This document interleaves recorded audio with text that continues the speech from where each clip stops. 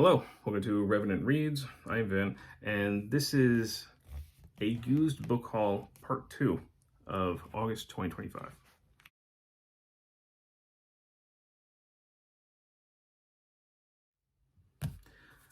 So as I said, this is part 2. I made a video about the fiction used books that I've picked up over the past month or so. This is going to be a book about the nonfiction books that I have picked up. I got all of these really cheap. Most of them are in pretty good condition. There's a few that are, okay. And never read any of these, of course, so I'm just going to very briefly kind of show and talk about why I picked them up, and if you can give me any information about them, I will appreciate it. So let's get started here. Yeah, let's go from the top and go down. So I was really excited to pick this up. Entangled Life, How Fungi Make Our Worlds, Change Our Minds, and Shape Our Futures by Merlin Sheldrake. I've heard so many good things about this. As far as naturalist readings or, reading about the natural world, that sort of thing, I've heard this spoken of incredibly highly. And really, I know it's about, it's about fungi. And it's about, I think, the kind of almost like information networks that are created in nature with them. And just how amazing and weird they are. So I'm really looking forward to reading this. I'm trying to read a little more nature type works. I had made a video recently about the book Rooted, looking at nature, science, and spirituality and how they all kind of mix. And yeah, I just want to learn more about the world around me and how endlessly fascinating it is. But yeah, I'm looking forward to this one. And I found this. So, Stephen Ambrose, D-Day, June 6, 1944, the climactic battle of World War II.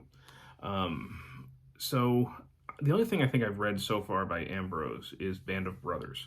And I like that. I like Band of Brothers quite a bit. And I know that he's had some issues with some of his books. I know some of his books have been seen as, I think, badly researched, different criticisms. I haven't necessarily heard things specifically about this book, but, it seems like a lot of his World War II stuff people tend to like quite a bit. So I figured I'd pick it up, give it a try. I could always learn more about D-Day. And like I said, I thought, Band of Brothers was pretty good, and I love that series. So yeah, I wanted to give this one a shot. Here we go, another history book. Found this, 1774, The Long Year Revolution by Mary Beth Norton. It looks like this one was distributed by the Gelderman-Lehrman Institute of American History, which I don't teach American history. I teach like world history, but if I did, I would probably use their resources quite a bit. But yeah, this looks like it's the build-up to the revolution. So the things that happened in the year prior to things really going off. The different political movements, I'm guessing, the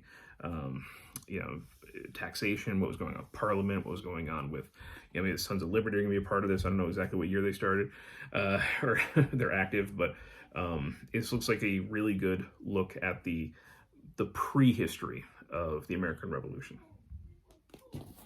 Another American Revolution book.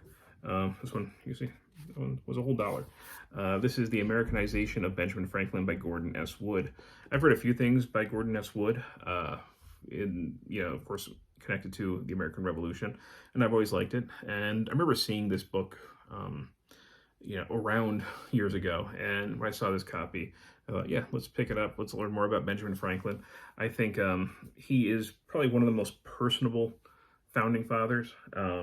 He just seems like if you were to take most of the founding fathers and plop them into the 21st century, a lot of them would seem like they would not adjust well at all to what they saw.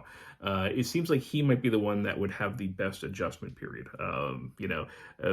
more fascinated and adaptable, and he just seemed like a pretty interesting guy. So yeah, that's why I picked this one up. Let's see. I also got this. Seneca, Letters from a Stoic, so a Penguin classic. So this one's, not in perfect condition at all. Yeah, I've never read anything by Seneca, this, prominent Roman of the turn of the millennium. And, this is a possibility for something I might read for Historathon Quarter 1, where we look at prehistory up to the year 500. So Historathon is a yearly event where we read, discuss, and celebrate nonfiction history. And the first quarter, the first 3 months, looks at that ancient history. So this is a possibility, maybe something that I'll look into, or at least, I mean, I don't know if this is something that you read the whole way through, you just kind of pick it up here and there and go through it, because it's letters, so I don't know enough about it. But when I saw it for maybe $1 or 50 cents, I picked it up. And the last thing that I picked up is this, something I've heard about, but yeah, obviously, again, this is not the best condition. This spine is very sun bleached, but it was like $1. So I'll try it, and we'll see. I don't know if this is something that I'll keep after I read it, but I'm intrigued because it is Christopher Hitchens. So Christopher Hitchens was, you know, he was a rabble-rouser. Of course, he came to prominence towards the end of his life for his atheist debating skills. He was a very, very good debater, debating on behalf of or for atheism. And, you know, he stoked a lot of fires, but he had a way with words. He knew how to write. And I was really interesting to see, when I remember first reading about this book, how he would tackle somebody like Henry Kissinger. And that's what this is, The Trial of Henry Kissinger. It's a very anti-Henry Kissinger novel, not novel, I guess just essay. I don't know if it's like an extended essay or something, what he has here. But yeah, looked interesting. Again, not the best shape, but I'll give it a shot. And that's it. So those are all the nonfiction books that I picked up, used over the past month or so. So again, if you've read any of these and you can tell me about them, I'd love to hear it. All right.